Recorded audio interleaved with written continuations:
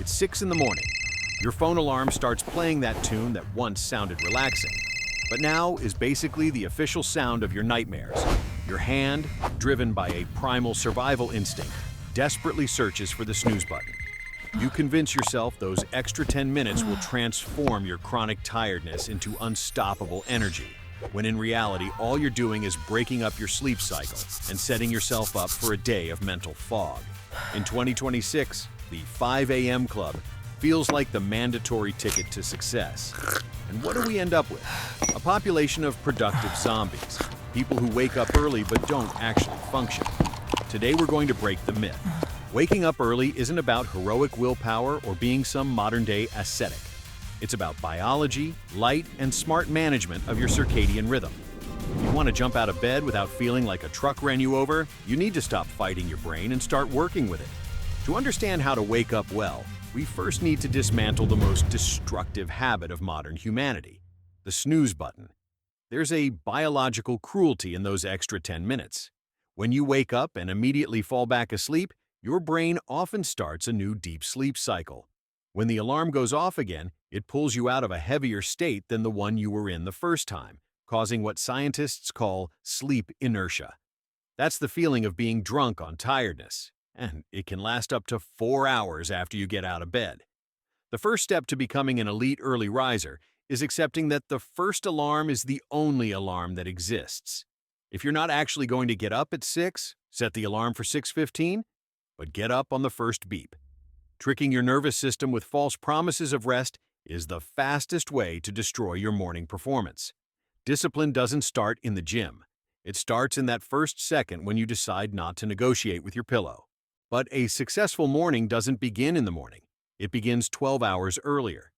This is where caffeine hygiene comes in, a topic we all tend to lie to ourselves about.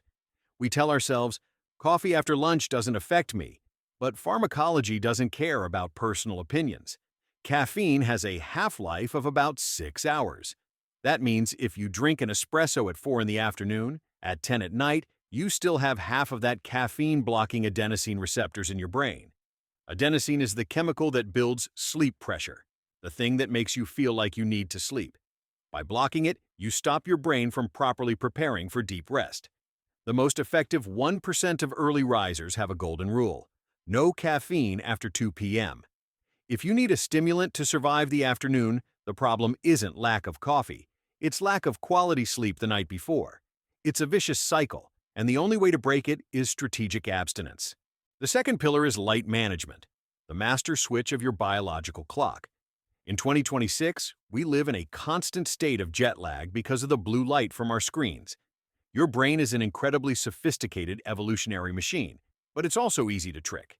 If at 11 at night you blast bright white light into your eyes through TikTok or Instagram, you're basically yelling at your pineal gland, "It's noon! Don't produce melatonin!" The result is that even if you fall asleep from sheer exhaustion, the quality of your sleep will be shallow. Professional early risers practice a digital blackout at least 1 hour before bed. If you must use screens, use strong warm filters or red light settings, or wear blue light blocking glasses. But ideally, go back to analog. A paper book doesn't have notifications, doesn't emit blue light, and doesn't invite you to compare your life to an influencer in Bali. Preparing darkness is how you give your body permission to enter deep repair mode. Now let's talk about temperature, one detail most people completely ignore. For your body to fall asleep, your internal temperature needs to drop by about 1 degree. That's why it's so hard to sleep during a heat wave. Most people keep the room warm and wrap themselves up like a burrito, but biologically the correct move is sleeping in a cool, almost cold room. A hot shower before bed, ironically, helps with this. When you get out, blood vessels in your skin dilate and internal heat escapes quickly, creating a temperature drop that tells your brain it's time to shut down. If you wake up sweating in the middle of the night, you're not going to wake up energized. You're going to wake up feeling like you ran a marathon inside an oven. Thermal comfort is the foundation of uninterrupted sleep. Now, the 90-minute rule. Human sleep isn't a straight line. It's a series of cycles that last, on average, an hour and a half. You move through light sleep, deep sleep, and REM. The secret to not feeling tired when you wake up isn't sleeping a lot of hours. It's waking up at the end of a cycle. Waking up after 6 hours, 4 cycles, often feels much better than waking up after 7 hours, when you get caught in the middle of the 5th cycle. If you plan your wake-up time in multiples of 90 minutes from the moment you close your eyes, you're hacking your biology so you surface when your brain is already naturally close to awake. It's the difference between climbing out of a pool using the stairs or being yanked out of deep water with a hook. Now we reach the moment of waking up, and the most powerful tool we have in 2026, immediate sunlight exposure. As soon as you get up, the first thing you should do isn't check your phone. It's get natural light. Open the blinds.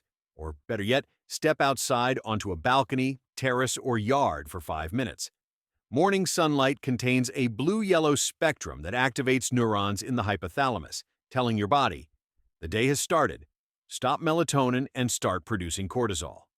Cortisol gets a bad reputation because of stress, but morning cortisol is your fuel. It's what boosts alertness and raises your body temperature.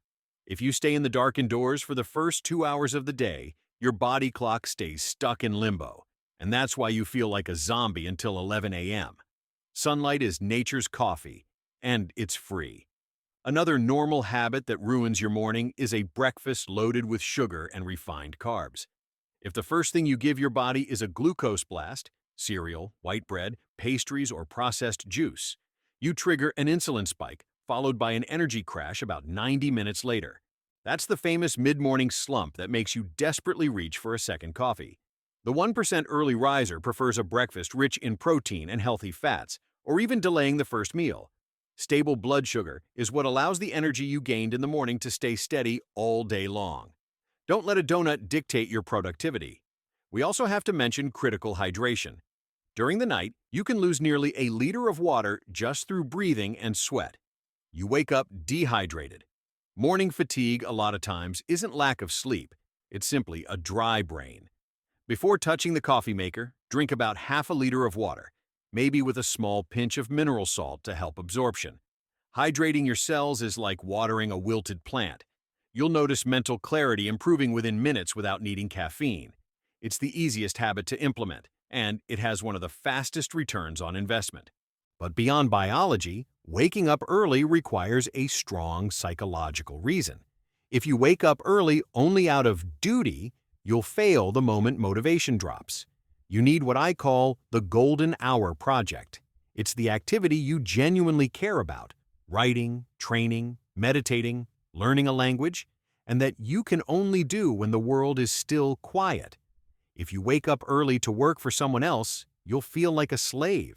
If you wake up early to work on yourself, you'll feel like the architect of your life. That mindset shift is what makes the alarm stop feeling like an enemy and start feeling like an opportunity, a competitive advantage over the rest of humanity still asleep. Finally, the most ignored habit, consistency, even on weekends. Your body clock doesn't know what Saturday is. If you wake up at 6 during the week and then sleep until 11 on Sunday, you create social jet lag.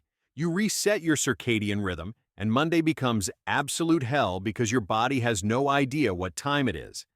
Early risers who don't feel tired keep a similar wake-up window every day. The reward for not breaking the rhythm is that, over time, your body starts waking up on its own, minutes before the alarm, feeling rested and ready.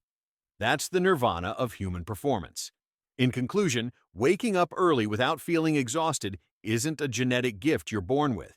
It's a system you build.